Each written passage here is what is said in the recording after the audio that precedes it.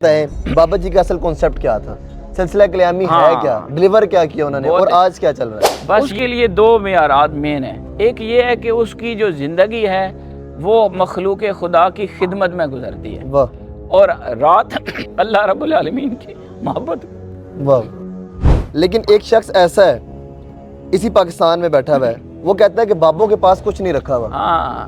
بابوں کے پاس جا کر کوئی سوٹا لگا کر بیٹھا ہوا ہے. ایک بندہ بابوں سے دور کر اسی لڑکے کو جو سوٹا لگاتا ہے اس کو مسلح پہ کھڑا کرتا ہے. کہ جو بندہ سوٹا لگا رہا ہے شریعت سے دور کر رہا ہے کہ ان دو معیارات پر نہیں ہے اور باقی ساری رسمیں کرتا ہے، ٹھیک ہے، وہ شریعت کے اس اصول تصوف یا صوفیاء کے طرز سے ہٹا ہوا ہے. ہم اس کو اپنے بابوں میں شمار نہیں کرتے. یہ اگلا آپ کے سوال ہے کہ چندہ چل رہا ہے، اس کے اوپر میں کوئی رپلائی کرنا چاہتا ہوں. ادھر جتنے لوگ موجود ہیں ان میں سے ایک بندے سے پوچھیں کہ کسی نے کوئی ڈیمانڈ کی ہے، مجبور کیا ہے، کہاں ہے. تو جو اصل صوفی ہوتا ہے، میں آپ کو یہ بات کرنا چاہتا ہوں، اصل صوفی وہ سب سے بڑا توحیدی ہوتا ہے.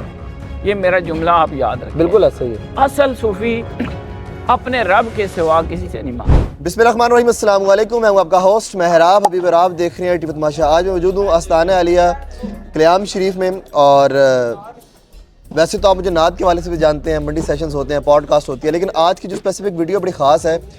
قلیام شریف کے حوالے سے عرس کی جو تقریب ہوتی ہے 10-12 دن چلتی ہے، پورے پاکستان سے لوگ آتے ہیں. اسپیسیفک اونٹ دیکھنے کو ملتے ہیں اور یہاں پر جو فصل کا سلسلہ ہے جہاں پر اونٹ زمین خراب کر دیتے ہیں، لیکن اسی جگہ کی جو فصل تیار ہوتی ہے وہ سب سے اعلیٰ، سب سے قیمتی، سب سے اچھی تیار ہوتی ہے.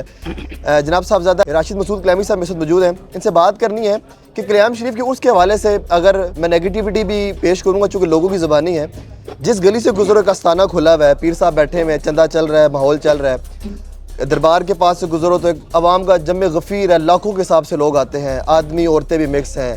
اور شریعت کیا سکھا رہی ہے، دربار کا ڈلیور کر رہا ہے، آستانے میں لوگ کتنے ہیں اور بابوں کے پاس جانے سے کیا ملتا ہے. صدر صاحب السلام علیکم. جی وعلیکم السلام. خیریت سے آپ ٹھیک ہیں؟ بہت شکریہ جی الحمدللہ. جزاک اللہ، آپ نے ٹائم دیا، اپنا قیمتی وقت دیا. مجھے بتائیں کہ آپ کا سلسلہ قلیام شریف کا سلسلہ، بابا فضل الدین گریامی ایک ایسا نام ہے جہاں پر آنکھیں بند ہوتی ہیں، سر جھکتے ہیں، عقیدت اور محبت کا اظہار پوری دنیا سے ہوتا ہے. آپ اس پورے سلسلے کو، اس ماحول کو اور اپنی گدی کو، اس چندے کو، اس لنگر کو، اس ماحول کو کیسے دیکھتے ہیں؟ بہت شکریہ میرا بھائی، آپ یہاں پر تشریف لائے. جزاک اللہ. بیسیکلی یہ چیزیں جو ہیں یہ تفصیل طلب ہے، لیکن چونکہ آپ کے پروگرام کا وقت بڑا مخصوص ہوتا ہے تو میں اس کا ایک اصول دے دیتا ہوں کہ قرآن مجید میں اللہ رب العالمین نے ہمیں ایک رہنمائی دی. بالکل. کہ جب موسیٰ علیہ السلام سے پوچھا گیا کہ آپ کے سے بڑا کوئی صاحب علم ہے، ٹھیک ہے، تو مفہوم بتاتا ہوں. جی. تو انہوں نے کہا کہ میرا یہ گمان ہے کہ شاید اس وقت میں ہی ہوں. جب اللہ رب العالمین کی بارگاہ میں حاضر ہوئے تو اللہ پاک نے کہا موسیٰ ایسے نہیں ہے، بے شک اس میں کوئی شک نہیں، آپ صاحب کتاب ہیں، صاحب شریعت ہیں، نبی ہے، رسول ہے، معجزے ہے، یہ سارے درجے آپ کے پاس ہیں، لیکن کچھ معاملات میں نے ایک اور بندے کو بھی دیے ہوئے. تو موسیٰ علیہ السلام کے لیے بڑی حیران کن بات تھی. قرآن مجید میں سورہ کاف میں یہ واقعہ لکھا ہوا ہے اور مفسرین اس کو واضح کیا. موسیٰ علیہ السلام نے وہاں اللہ رب العالمین سے اس شخصیت کا پتہ پوچھا کہ وہ کون ہے، میں اس سے ملنا چاہتا ہوں. اللہ پاک نے ان کی دو کوالیفیکیشن بیان کی کہ ایک وہ یہ ہے کہ اس کو میں نے رحمت خاصہ دی ہوئی ہے، آتینا رحمتم من عندنا، ماشاءاللہ. اور دوسری کوالیفیکیشن یہ بیان کی وَعَلَّمْنَاهُ مِن لَدُنَّا عِلْمًا، اور ہم نے ان کو خاص علم لدنی عطا کیا ہے، ماشاءاللہ. اب یہ دو باتیں سننے کے بعد موسیٰ علیہ السلام کے دل میں ایک عشق کی کیفیت پیدا ہوئی کہ ایسا بھی کوئی ہے کہ میرے کلمے، میری شریعت، میرے موجودگی میں بھی اللہ نے کچھ باتوں میں کسی اور کو خاص کیا ہے. اور یہ دو باتیں پھر موسیٰ علیہ السلام نے اللہ رب العالمین سے وہ پتہ پوچھا. خضر علیہ السلام کے پاس گئے مرج البحرین میں اور وہاں جا کے ان سے عرض کی حل اتبعک علی ان تعلمنی مما علمت رشدا، کیا آپ مجھے اپنے ساتھ رکھ لیں گے ماشاءاللہ اور وہ علم جو اللہ نے آپ کو رشد کا دیا ہوا ہے وہ مجھے دے دیں گے. ان چیزوں سے آپ میرا بھائی آج کے دور کے تمام سوالات کے جوابات موجود ہیں. میں نے اختصار کے ساتھ بات کی ہے کہ اگر موسیٰ علیہ السلام چاہتے اور یہ ممکن تھا، وہ اللہ سے کہتے مولا کریم تو نے اس کو عطا کیا ہے، مجھے بھی دے دے، میں غیر اللہ کے پاس نہیں جاتا. میں تیرا در چھوڑ کے نہیں جاتا. لیکن کہا نہیں, وہ جانتے تھے کہ منشا خداوندی یہ ہے کہ جسے میں عزت دوں اسے تم بھی عزت دو, اور جس کو میں دوں اس کے پاس تم جاؤ. تو یہ جتنا کچھ آپ دیکھ رہے ہیں, اگر آپ اس کو پازیٹیو پوائنٹ آف ویو سے دیکھیں گے تو آپ کو یہ وہ کیفیات ملیں گی کہ یہ اللہ رب العالمین نے ایک سلسلہ چلایا کہ اپنے ایک ولی کو, یا یہاں پر ایک سلسلہ ہے ولایت کا, بانی ہے سلسلہ خواجہ حافظ صاحب, انہوں نے اس کلیام کو آباد کیا. بابا جی کلیامی ان کی خدمت میں مرید بن کر آئے, ان کو فیض ملا, اور آج ہر طرف ان کا نام روشن ہے. اور یہ ایک طرح سے فَاذْكُرُونِي أَذْكُرْكُمْ کی تفسیر آپ اپنی آنکھوں سے دیکھ رہے ہیں. کیا بات ہے. اب باقی رنگ بہت سارے ہیں, باتیں بہت ساری ہیں. نہیں, آج چونکہ آپ بیٹھ گئے ہیں صوفے کے اوپر, چند باتیں تو میں آپ سے نکلواؤں گا. مجھے بتائیں بابا جی کا اصل کانسیپٹ کیا تھا, سلسلہ کلیامی ہے کیا, ڈلیور کیا کیا انہوں نے, اور آج کیا چل رہا ہے؟ بس یہ جو بات ہے نا, اس کا میرے پاس 2 لفظی جواب ہے. اسٹریٹ فارورڈ ہوگا. اسٹریٹ فارورڈ ہے, اور یہ میں معیار دے رہا ہوں. موجودہ دور کا تقاضا بھی ہے اور ڈیمانڈ. جی بالکل, آج کے دور کے لیے معیار دے رہا ہوں. اور ہر بابا, چاہے بابا فضل الدین ہو, خواجہ حافظ جی جو بانی سلسلہ وہ ہوں, یا کہیں بھی کوئی صوفی ہے, اس کے لیے 2 معیارات مین ہیں. ایک یہ ہے کہ اس کی جو زندگی ہے وہ مخلوق خدا کی خدمت میں گزرتی ہے, اور رات اللہ رب العالمین کی محبت. میں آپ کے جذبات کو بھی سمجھتا ہوں اور آپ کی بات کے اس لیول کو بھی سمجھ رہا ہوں.